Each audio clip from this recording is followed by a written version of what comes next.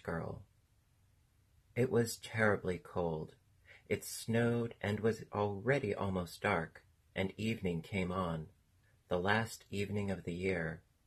In the cold and gloom, a poor little girl, bareheaded and barefoot, was walking through the streets. When she left her own house, she certainly had had slippers on, but of what use were they? They were very big slippers, and her mother had used them till then, so big were they. The little maid lost them as she slipped across the road, where two carriages were rattling by terribly fast.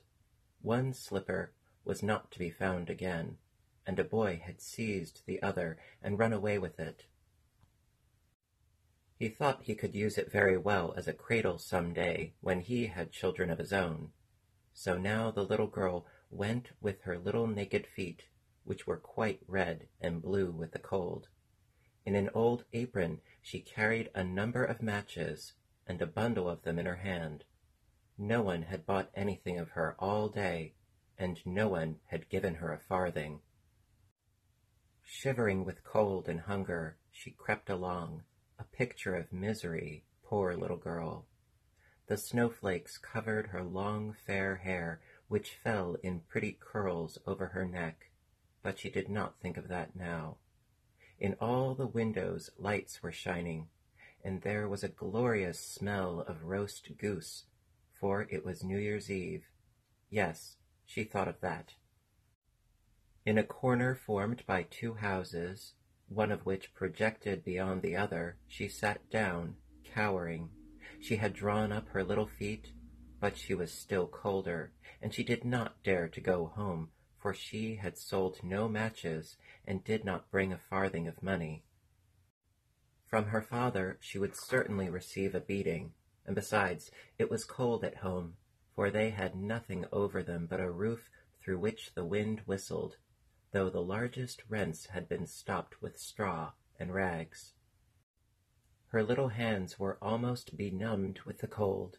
Ah, a match might do her good, if she could only draw one from the bundle and rub it against the wall and warm her hands at it. She drew one out. Wretch! How it sputtered and burned! It was a warm, bright flame, like a little candle, when she held her hands over it. It was a wonderful little light.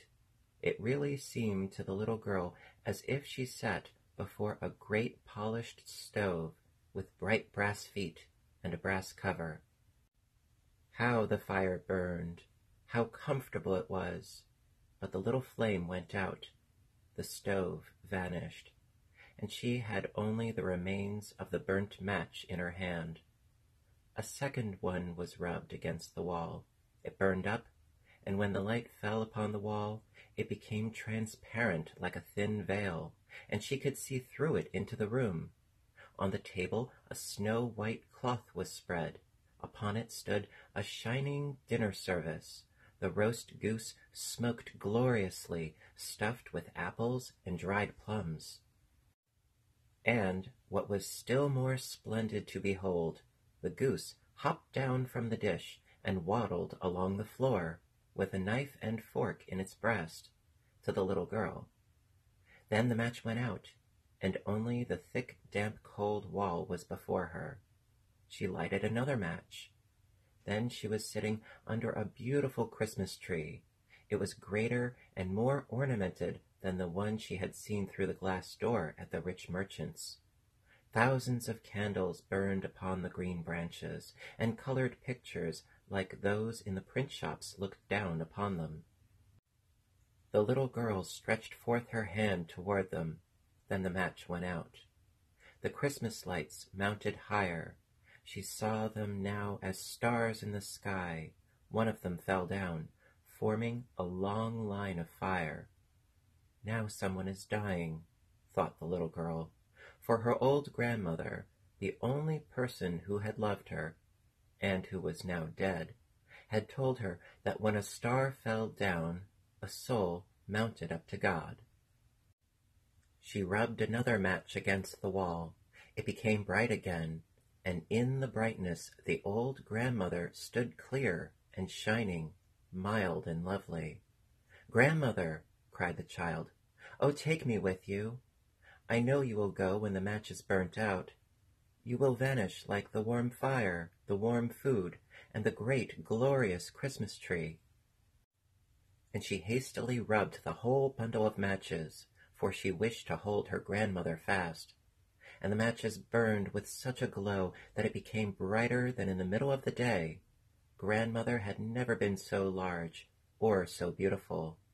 She took the little girl in her arms, and both flew in brightness and joy above the earth, very, very high, and up there was neither cold, nor hunger, nor care.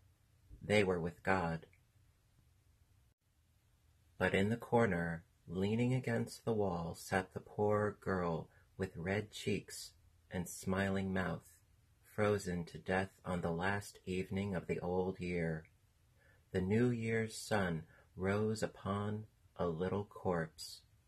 The child sat there, stiff and cold, with the matches, of which one bundle was burned. She wanted to warm herself, the people said. No one imagined what a beautiful thing she had seen, and in what glory she had gone in with her grandmother to the New Year's Day.